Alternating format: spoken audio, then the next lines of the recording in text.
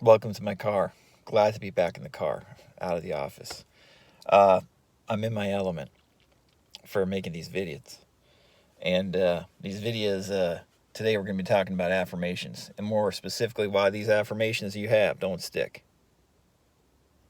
Why is it, if affirmations are supposed to work so well and so effectively, like all these YouTubers say, like Sammy Ingram et al., why don't they work well long term for most of us? And listen, don't be deceived. They don't, okay?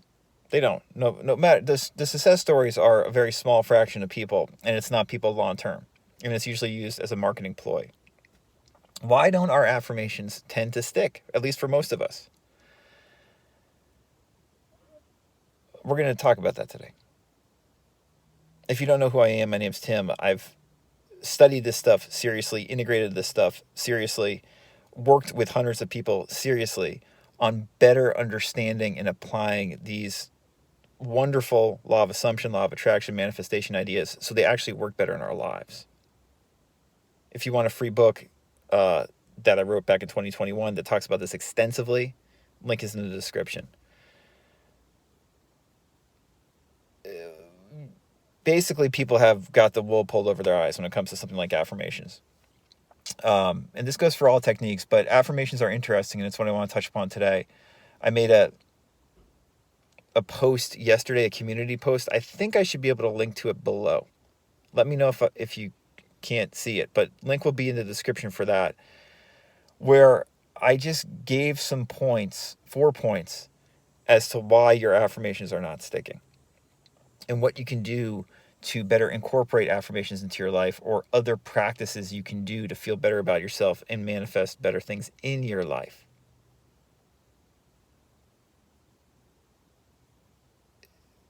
This is what I think most people don't understand.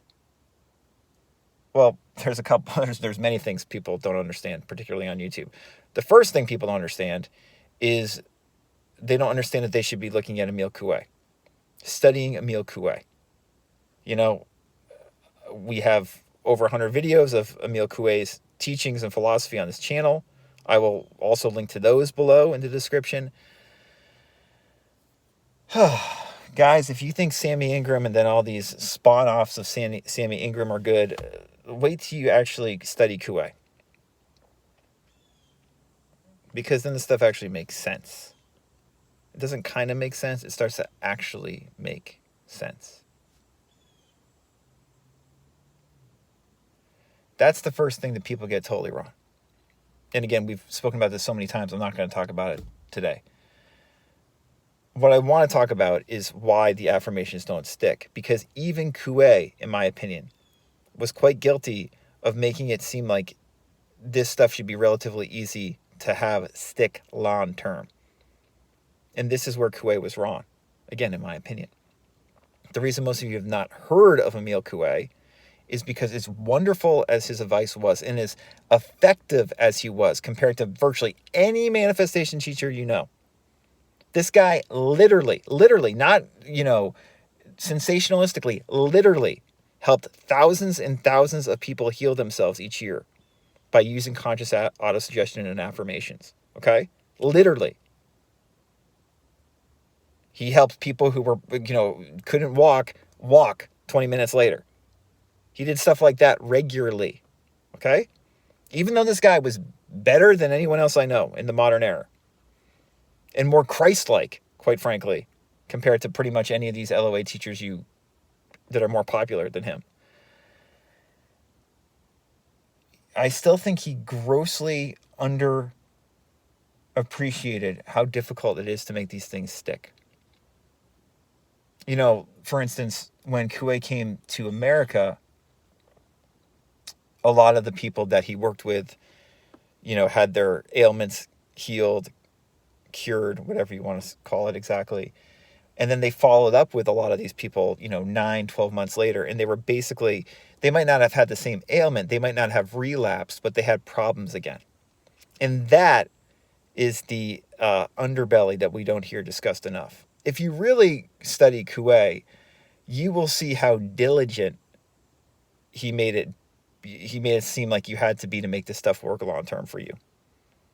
But if anything, he didn't describe how diligent you had to be enough. Because the truth of the matter is the mind wants to believe what you're suggesting to yourself, what you're affirming to yourself. Whatever you're affirming to yourself, you can make it so mentally you start to get in the rhythm of it, right? Short term. But long term, the body is going to protest. The mind is going to protest, but particularly the body is going to protest.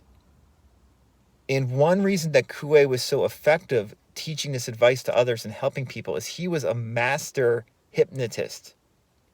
He was a master at getting people somatically relaxed. So the affirmations or suggestions that he gave patients stuck.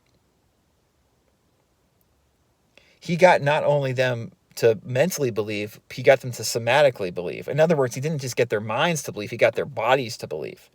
That, my friends, is difficult as fuck to do for a lot of us long term. This is why sometimes when you affirm, it might work, but a lot of times it doesn't. Likewise, same with visualization or anything else. This ties right in with Neville as well. Neville said, late in his career, all my techniques are just figurative. All my techniques are just figurative. It's just to get you to believe. But the way that Neville's techniques or even, Coué's techniques are taught these days, it's basically just telling you how to get your mind to believe short term. And just getting your mind to believe short term is not enough, because the body, in my opinion, is just as intelligent as your quote unquote mind. And too many of these law of assumption, law of attraction type of teachers were saying, well, use your mind to dominate the body. And guess what? That might have worked for Abdullah, but it's probably not going to work for you. And it does not work for many people long term. The body knows. The body keeps the score. As that Bessel van Kirk book famously, is titled. The body keeps the score. The body does keep the score. The body knows. The body has this infinite intelligence of its own. You sometimes hear this, like Power of Your Subconscious Mind. I think that Murphy talks about it that way. The body has the infinite intelligence as well as your mind has infinite intelligence, if you're going to use that lingo, right?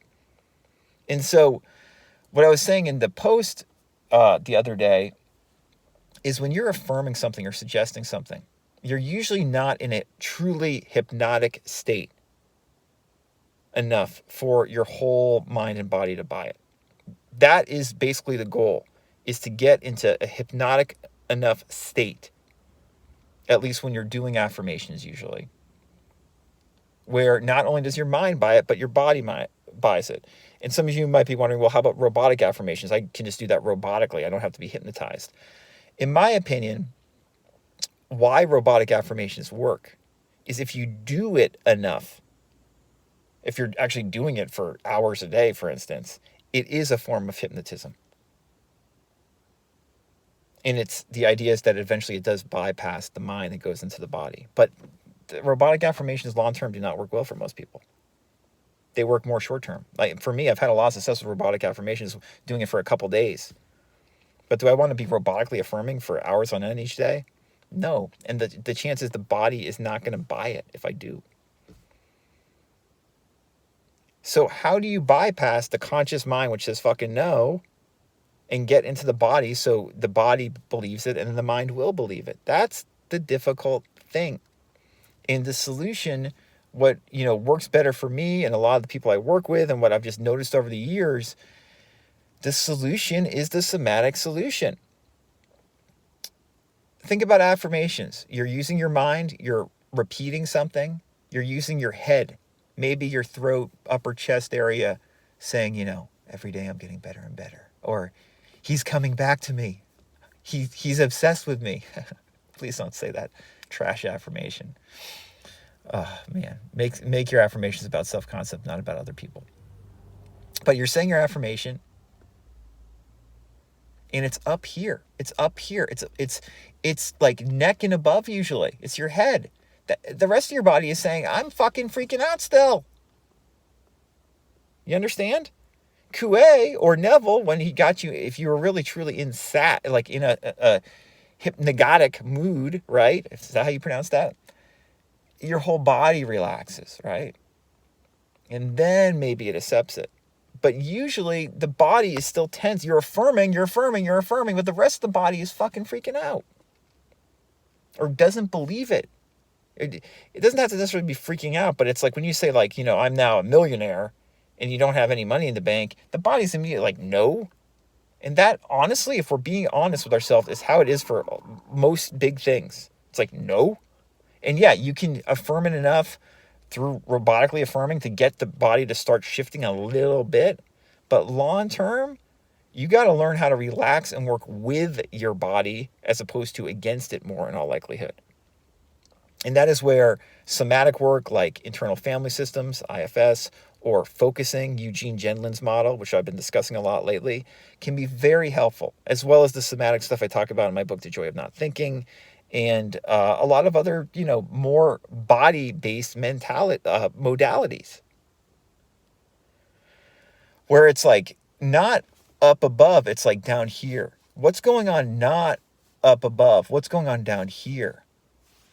And that's not about saying a phrase or affirmation. That's more about listening. It's like pre-verbal. Listening. Oh, there's a feeling in my chest or in my stomach. Listening. What do you want? Why are you here? How can I help you?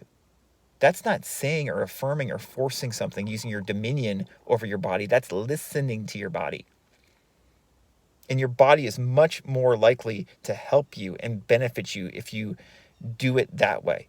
And your affirmations are going to be a lot more effective, and you're not going to have to affirm nearly as much if you listen to your body in that way. We've got plenty of other videos where we talk about this more somatic approach. I'll put a link to my seminars as well below. I've got a bunch of free seminars that you can watch where we talk about this more somatic body-based approach to manifesting a better life. Because manifestation, in my opinion, is really just about feeling more at peace with where you are at right now. And if we feel more at peace with where we are at right now, better things tend to happen in our life. So I hope this was helpful. If you have any questions, you know where to find me. Until next time, don't just use your mind, use your whole body. It knows.